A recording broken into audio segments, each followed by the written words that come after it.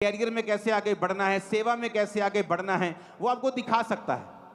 और जब आप लगातार वो देखते रहेंगे, जो परमेश्वर आपको दिखा रहा है, फिर वो पल पल और थोड़ा थोड़ा करके, बिट बिट करके आगे आपको अंश अंश करके आगे लेके जाता रहेगा और एंड में आपको वहां ले जाएगा जो आपके लिए मास्टर प्लान परमेश्वर ने तैयार किया हुआ है। कितने मेरी बात को समझ रहे हैं? अब परमेश्वर ने तो सब कुछ रखा हुआ है। अब परमेश्वर ने मान लो अब्राहम के लिए भूमि रखी हुई है, लेकिन अब्राहम की आंखें तो बेचारे की फ्री नहीं हो रही। कभी वो किसी को देख रहा है, कभी किसी लड़की को देख रहा है, कभी किसी औरत को देख रहा है, कभी पैसे की ओर देख रहा है। अब्राहम की आंखें तो फ्री नहीं हुई, तो परमेश्वर कैसे बोलेगा अब्राहम देख?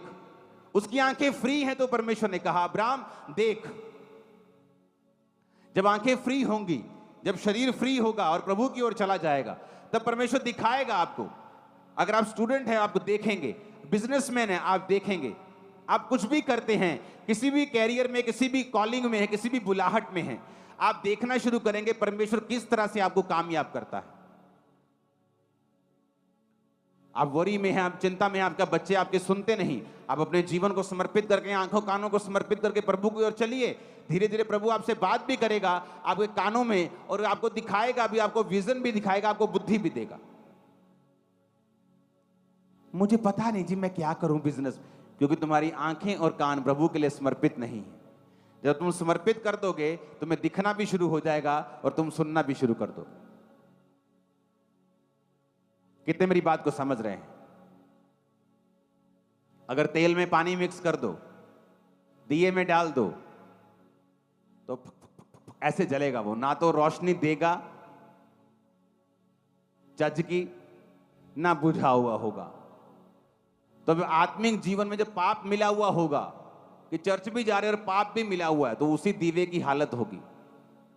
उस स्ट्रीट पे जाते ना, कई बार आप गाड़ी में जाते तो जो बड़ी लाइट लगी होती है, स्ट्रीट लाइट लगी होती, जब वो ऐसे ऐसे जलती है, किसी काम के लिए यार बंद कर दो यार, तो यार चला दो।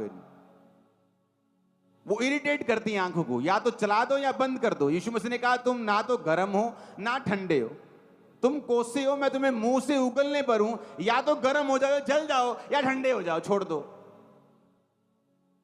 या तो सोच लो पाप करना, जब भाग जाओ शैतान में, जाओ नरक की ओर। या तो फिर सोच लो कि नहीं करना, बात ही खत्म हो गई, जीवन को पूरा कंट्रोल करना है, कुछ असर तो हो, कहीं पहुंचे तो सही, कहीं रिजल्ट तो आए। कई लोगों की आदत होती है अपने शरीर को दिखाना जानबूझ के, ताकि लड़के देखें। वो शैतान का चैनल है तुम्हारे आसपास। इसलिए परमेश्वर ने आदम और हवा के नंगेपन को ढका, कि तुम्हारा शरीर जो है वो ढकने के लिए है, उसे दिखाने के लिए नहीं है। कि तुम्हारे कपड़े ऐसे होने चाहिए कि जो तुम्हारा शरीर, तुम्हारे अंग ढके हुए हों, ना कि एक्सपोज्ड हों। कितने मेरी बात को समझ रहे हैं?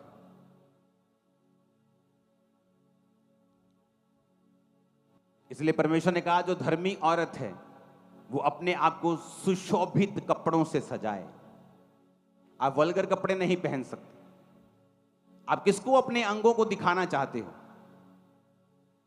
जिसको आपको दिखाना है अपने पति को, उसको तो आप दिखा चुके हो, अभी किसको दिखाना है?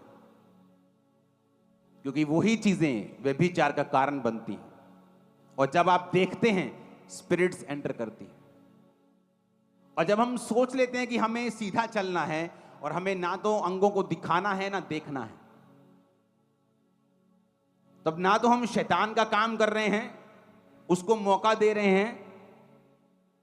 इसलिए बाइबल कहती है परमेश्वर ने आदम और हवा के नंगेपन को ढका। अगर परमेश्वर नंगेपन को बोलता है कोई बात नहीं है, वो आदम और हवा को नंगा छोड़ देता।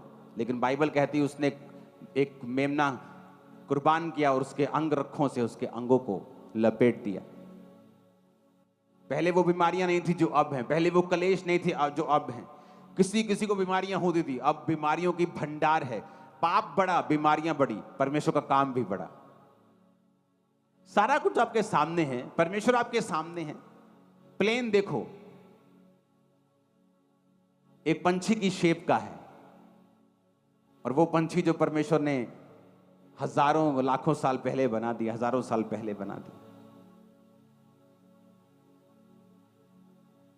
वो पनडुब्बी भी देखो, वेल मछली के शेप की। आपकी गाड़ी की हेडलाइट देखो, आंखों की शेप की है। जो परमेश्वर ने बना दिया वो परमानेंट है, मैं आपको बता रहा हूं। इंसान उससे आगे नहीं बढ़ सकता। तो आपको ये समझना है कि ये सीरियस इशू है।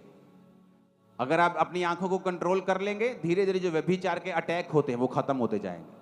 आप कहेंगे यार कमाल है, मैं वही हूं, लेकिन कोई व्यभिचार का अटैक नहीं हो रहा, कोई सपनों में अटैक नहीं हो रहा, किसी तरह का कोई शैतान काम नहीं कर रहा।